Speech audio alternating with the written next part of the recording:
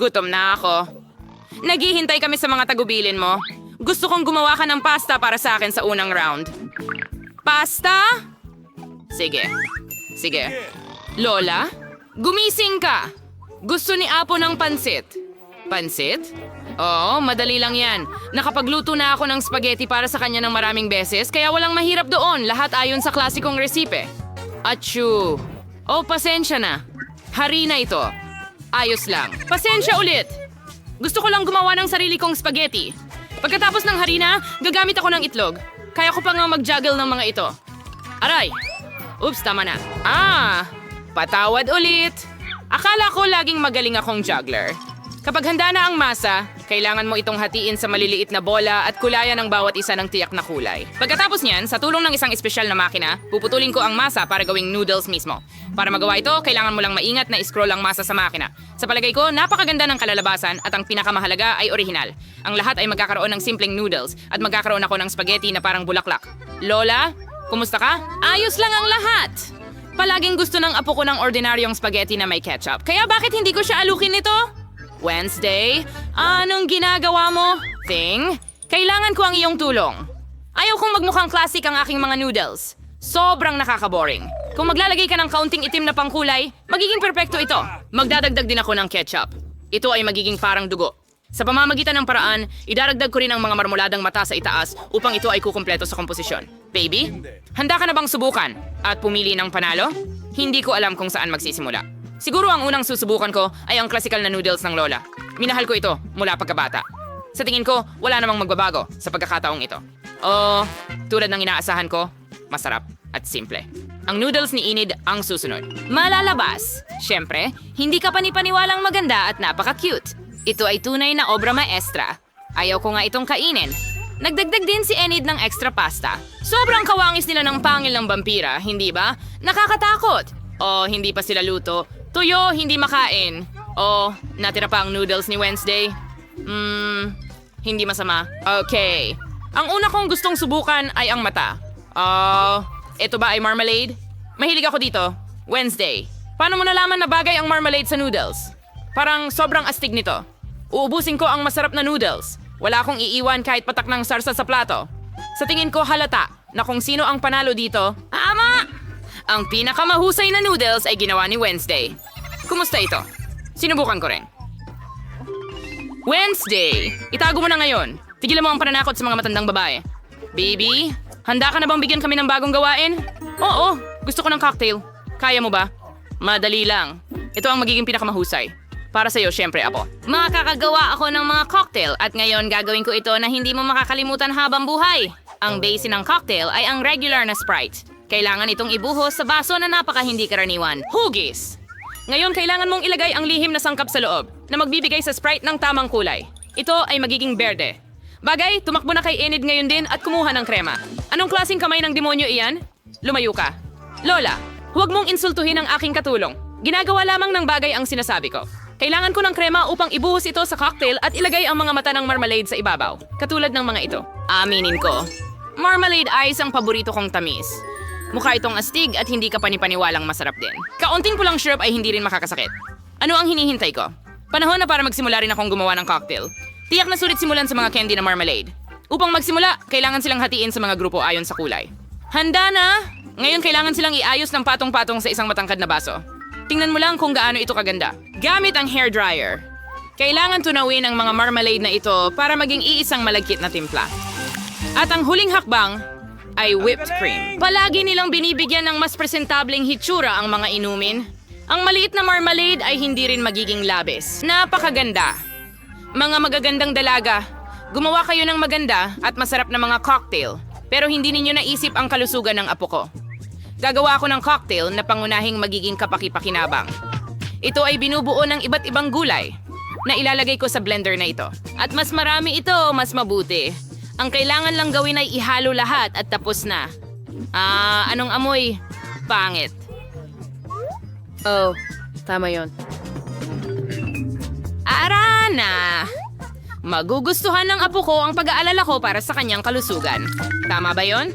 Panahon na para pumili ng panalo. Sa itsura, lahat ng cocktails ay magaganda. Ang cocktail ni Lola ang mukhang pinakapangkaraniwan. Kaya simulan natin ito. Ayoko. Sana mas masarap ito. O kakilakilabot. Hindi ko ito gusto, Lola. Ang susunod ay ang cocktail ni Enid. Mukhang mas masarap. Gustong-gusto ko ang whipped cream at napakarami nito dito. Hindi ko na kailangang inumin ang cocktail mo. Kailangan itong kainin gamit ang kutsara. Ang sarap. Tapos na ang cream. Ngayon ang tubo. Kakaiba. Bakit napakalapot ng cocktail? Imposibleng inumin ito. Paano ko ibibigay ang panalo sa isang cocktail na hindi ko pa natitikman? Tiyak na palalampasin ito. Miyerkules, aasahan ko. Susubukan ko agad ito. Sa wakas, masarap. Gustong-gusto kong inumin ang cocktail na ito ng regular dahil talagang masarap. Hindi ko talaga kayang huminto. At whipped cream sa ibabaw. At sino ang nagwagi? Well, malinaw na ngayon si Wednesday. Gumawa siya ng napaka-cool na cocktail. Congratulations! Apo, ano ang gagawin natin sa round na ito? Lola, napaka-simple. Gumawa ng salad para sa akin. Gusto ko ng magaan. Lettuce. Sige, ganyan na lang. Apo, ilang minuto lang at handa na ito. May salad ka. Kakapitas ko lang ng mga dahon para sa salad na ito. Yan mo ito yung mga imbatsin ng salad. Ang queso at crackers na ito ay gagamitin din. Mukhang alam ko rin ang resipe para sa Caesars, syempre. At huwag kalimutan ng mga kamatis. Sila ang magiging dekorasyon ng salad at ng lasa nito. At ito ay... handa na. Mosa inisip ko kung paano gawing hindi lang masarap, kundi pati na rin maganda ang salad. Babalik ako sa tema ng mga bulaklak at gagawa ng maliliit pero napaka-cute na bulaklak mula sa mga gulay. Magkakaroon din ako ng angkop na molds. Sa palagay ko, ito ay magandang ideya dahil mukhang totoong bouquet. At ito rin ay masarap na salad. Anong mga bulaklak? Nakakabagot. May kulang sa salad na madilim. Kahit ilang dahon ng basil halimbawa. Tuwang-tuwa ako sa bungo na ito. Kaya ito rin ang ilalagay sa plato. Dito ko ididikit ang ibang mga sangkap. Keso at ham. Ngayon, kailangan nating ibuhos ang ketchup sa buong bagay at ihain ito ng dalawang mata. Ang bungo ay nagsisimulang magmukhang mas kapanapanabik. Anong katakot-takot? Kung nakita ko ito sa ilaw sa gabi, mahuhulog ako sa takot. Okay, baby, subukan natin. Huray, sa wakas masarap na pagkain. Miyerkules, ano ang niluto mo sa pagkakataong ito? Anong katakot-takot? Hindi pa ako nakakakita ng ganong kakilakilabot na mga salad. Hindi ko ito makain kasi nakakatakot. Tingnan natin kung paano ako sorpresahin ng lola ko. Ang kanyang salad ay talagang kahawig ng Caesar. Ito ang salad na handa akong kainin kahit kailan. Ayokong tumigil. Gusto kong ubusin agad ang plato. Narito ang katotohanan sa masarap at malusog. Magiging di ka panipaniwalang malakas na ako ngayon. Pero bago iyon, susubukan ko ang mga bulaklak mula kay Enid. Puro gulay lang to, hindi masarap. Pero talagang gusto ko ang salad ni Lola. Binabati kita. Lola, huwag mo akong istorbohin. Handa na ang bata na magbigay ng gawain. Gusto ko ng donut para sa panghimagas. Magkakaroon ka ng donut. Gusto ko rin ng mga ito. Kaya ko rin itong lutuin. Naiisip ko kung gaano kabagot at katahimik ang magiging mga donut. Bakit nga ba? Sa pangkalahatan, ang mahalaga ay masarap sila. Hindi naman nila titingnan ang mga donut. Gagawa ako ng isang bagay na maliwanag muli.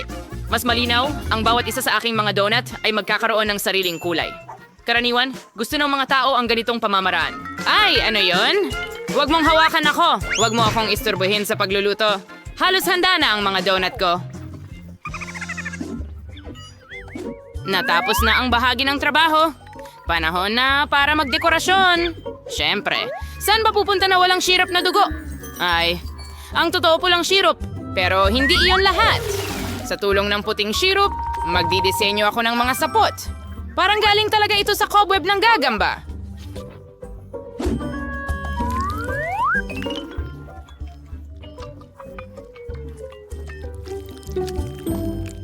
Zing, kailangan ko ng Nutella. Dalhin mo sa akin.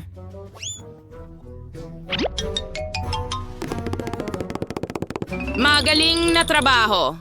Hindi ko magagawa ito nang walang iyong tulong. Tignan mo ang aking mga paniki. Ang sombrero, hindi natin kailangan ito. Tignan mo ang napakaganda kong mga donut. Kakaiba! Ayaw ko ng mga bagay na ito. Gusto ko lang na maging orihinal at para maging mas masarap. Sisislin ko lang ng pulbos na asukal. Matutuwa ang apo ko. Handa na rin ang makukulay kong donuts. Ang gaganda nila.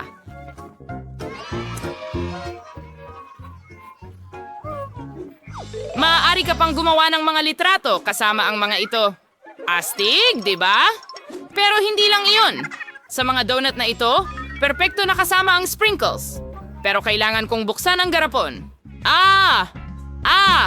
Oops, may napatak sa bibig ko. Ang saya. Oh, baby, oras mo na para subukan. Oh, interesante. Oh, may ginawa na namang nakakatakot si Wednesday. Oh, pero mukhang masarap sila.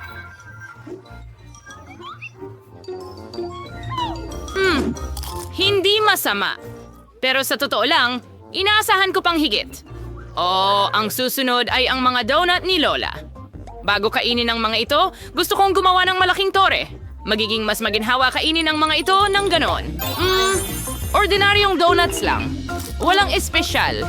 Well, tingnan natin kung ano ang ginawa ni Enid. Wow! Ang kanyang mga donut ang pinakamalapit sa mga iginuhit ko. Oh, sobrang sarap na parang hindi totoo. Enid, kitang-kita, ikaw ang panalo. Madaling gawin ito. Gagawin ito ng ating mga kasama sa ilang segundo. Pangako. Brian, kailangan mong lutuin ang donut. Hindi kainin ng Nutella.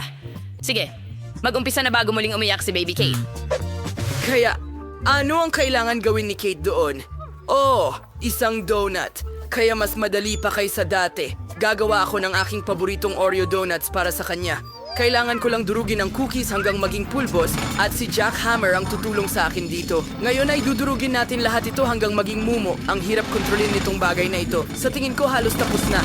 Kaunti pa. Okay. Sino yan? Uncle Dozer, sa'yo ba to? Oy, Oh, mga magaganda, hello! Ngayon ibuhos ang lahat sa isang mangkok at ibuhos ang Nutella dito. At ngayon kailangan ko ng isa pang cool na gamit, daliri. Haluhin lahat. Ang sarap naman. Oh, Lola, gusto mo bang tikman? Oy, Okay, hindi ko pa ito nadilaan. Kaya, kailangan mong ibuhos ang lahat sa oven ng donut. Sa tingin ko magiging napakasarap nito. Kaya, medyo nadumihan lang ako. Wala yon. Sige, punasan mo lahat yan. Sa ngayon, gagawin ko na ang mga donut ko. Nakainit na ang aking kalan, kaya ikakalat na natin ang masa. O chef, ano ang meron Mayroon ka? akong maganda at masarap na mga donut.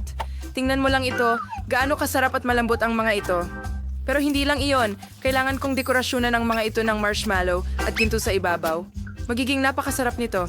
Tingnan kung paano ito mukhang mas nakakagutom. Pero hindi lang iyon. Kailangan kong takpan ang sandwich ko ng mga donut na may tsokolate at budburan pa ito ng ginto. Gusto mo ba ito? Ano ang meron ka? Meron na rin akong handang mga donuts. Ngayon ipapakita ko ang mga gwapo kong donuts. Wala ka nang kailangang idagdag. Magdagdag ka lang ng powdered sugar. Ayan na. Brian, nasusunog ang mga donuts mo. Ano?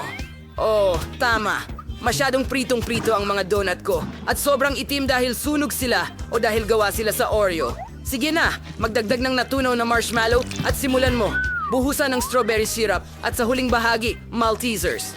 Oh, paborito ko yan. Gustong-gusto to ng baby. Ayan na, Kate. Naghihintay na ang mga donut para sa'yo. Ano? Alin ang pipiliin ko? Oh, tama. Gusto ko to. Sinusubukan. Ano? Ano ito sa bibig ko? Ginto ito. Hindi ko gusto yan. Ano ba ang nandyan? Oh, nakakaaliw na donuts. Gustong-gusto ko talaga sila. Oh, ano ba ang nandyan? Wow! Mukhang napaka-appetizing ng mga donuts na ito. Pati na rin ang mga paborito kong matatamis. Talagang masarap. Kahanga-hanga. Tingnan natin. Ano ang lasa nito? Napakasarap at tsokolate. Ibibigay ko ang tagumpay sa kapatid ko. Oo, nagawa ko ito. Nakagawa ako ng pinakamasarap na donuts. At igawa mo ako ng mga waffles. Gusto ng apo kong babae ng masarap na waffles. Mas madali na ito ngayon kaysa dati. Magsimula tayo sa paggawa ng masa. Kailangan kong magdagdag ng harina at mga itlog. Ngayon, magdadagdag ako ng isang piraso ng mantikilya at ilalagay ito sa mangkok. Oh! May isang piraso na lumipad kung saan. Oh, salamat, chef. At ngayon ng kaunting asukal at gatas. Oh, napakasariwa! Ang sarap! Ngayon, hahaluin natin ang lahat. Lola, Halika na.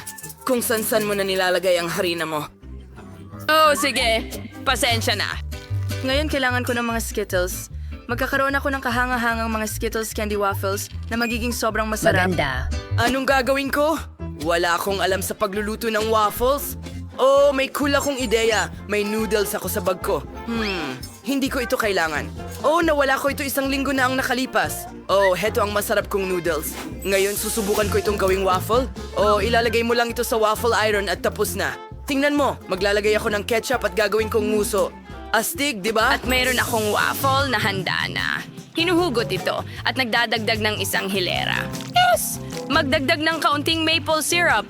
Wow, mukhang masarap. At kailangan ko ng strawberry syrup. Buhusan ng kaunti sa isang baso na hugis puso. At nandito ang aking waffle na gawa sa Skittles. Tingnan mo, ilalagay natin at tapos na. Kate, pwede kang mag-try. Wow, ang daming masasarap na pagkain dito. At mukhang kahanga-hanga. Kailangan natin itong tikman agad. Wow, ang sarap. Oh, ano yan? Oh, paborito kong strawberry syrup. Astig. Anong masarap dito? Wow, ang mga waffle na ito ay tiyak na gawa ng lola ko. Oh, hindi ito ang unang beses na kakainin ko ito. Napakasarap! Oh, nakain ko masyado ng maraming waffle. Pero may waffle pa ako ng kapatid ko. Dapat natin itong tikman. Wow. Hindi ito matamis. Noodles ito. Astig. At kapag may ketchup, masarap ito. Oh, pero busog na busog ako. Medyo masama ang pakiramdam ko. Pero panalo ang chef. Oh, siya. Oh, alam ko naman nanalo ako. Ang aking mga waffles ang pinakamasarap. Ngayon gusto ko ng likidong Coke candy. Hinihintay kita, mga cool na putahe. Napakadali lang nito. Ngayon, magluto tayo ng isang kahanga-hanga. Kailangan ko ng isang walang laman na bote ng Coca-Cola. Oh, hindi naman ito ganun kahirap. Oops! Pasensya na. Ngayon, kailangan mong ibuhos ang corn syrup sa bote. Ganyan lang. Kailangan namin ng marami nito. Magaling. Ngayon, magdagdag tayo ng ilang candy. Ang galing, di ba, Lola? Tingnan mo. Hindi. Naipit ang kamay ko. Aray! Phew! Ay, may nagkamali. Ayos lang. Medyo natamaan lang, pero nagawa kong haluin ang candy. At ngayon, kailangan lang nating i-freeze ito. Hindi tayo natatakot. Natatakot tayong mag-dissolve ang mga estado, kaya sobrang sarap ng candy. Lola, ano sa tingin mo? Nagustuhan mo ba? Oh, ang mga candy mo ay nakasasama. Mas mabuti pang gumawa mula sa pulot kaysa sa cola. Mas magiging kapakipakinabang ito. Oh, chef, ano ang ginagawa mo dyan? Naisip ko na ang isang napakagandang ideya. Magugustuhan ng bata ang recipe na ito. Kailangan mo lang ibuhos ang Coca-Cola sa kawali. Magdagdag ng higit pang marmelada na may Coca-Cola at ihalo ito. At ang candy ko ay handa na. Oh, ang lamig nito. Napakalamig. At kailangan ko lang ng isang mangkok ng yelo. Kailangang ibuhos ang ilang likidong nitrogen dito. Tiyak na mapapalakas nito ang epekto ng yelo at mas mapapabilis ko ang pagyayelo ng candy ko. Magaling. Ngayon, ibuhos ang laman ng kawali sa isang bote at maaari mo itong ilagay sa isang mangkok na may yelo. Tingnan mo lang kung ano ang nagagawa ng kimika. Perpekto. Ang bote ay nagyelo agad. Lola, huwag mong hawakan. Gusto mo bang gawing yelo ang kamay mo? Ngayon, pwede mo nang ihain. Wow! Mas maganda pa lahat kaysa sa inaakala ko. Susubukan kong tikman ang candy na ito. Oh, nasa bote ng teddy bear. Astig. Tikman natin ito. Wow! Pulot ito! Karaniwan lang siya. Ano nandito? Oh, ang lamig nito. Oh, ang lamig, ang lamig, ang lamig. Oh, kailangan nating mag-isip ng paraan. Oh, mas mabuti na. Paano kung makukuha ang candy palabas? Halika na, lumabas ka. Oh, gumana. Masarap. Ano ang ginawa ng kapatid ko? Oh, mukhang astig. Ang astig talaga. Subukan natin. Gusto ko itong candy? Panalo si kuya. Hurrah! Alam ko na ako ang pinakamagaling. Oh! Kaya, napagpasyahan ko na gusto ko ng scrambled eggs ngayon. Basta gawing talagang masarap. Chef, talagang kailangan mo itong gawin. Madali lang ito para kay Lola, pero may maiisip si Brian. Magsimula na tayo. Ngayon, kailangan kong magbuhos ng konting mantika. Hoy, ibuhos mo na? Sige na. Ay, hindi. Pasensya na. Ay, Lola, masakit. Kaya, ngayon magbibiyak tayo ng ilang itlog. Pasensya na, Lola. Nadala lang ako sa pagluluto. Wow, hindi masama. Kailangan natin magluto ng pagkain na pwedeng kainin. Kung hindi, pagkatapos ng ginisang itlog ni Brian, pwede tayong mapunta sa Tingnan mo. ospital. Heto, tignan mo kung paano ito gawin. Brian, paano mo nagawa yon? Nasunog ang lahat. Ayusin natin ito ngayon. Magluluto ako ng scrambled eggs na gawa sa likidong marshmallow at isang peach. Mukha ba itong sayo? Mukhang Oh, ano ang gagawin ko? Oh, mahusay.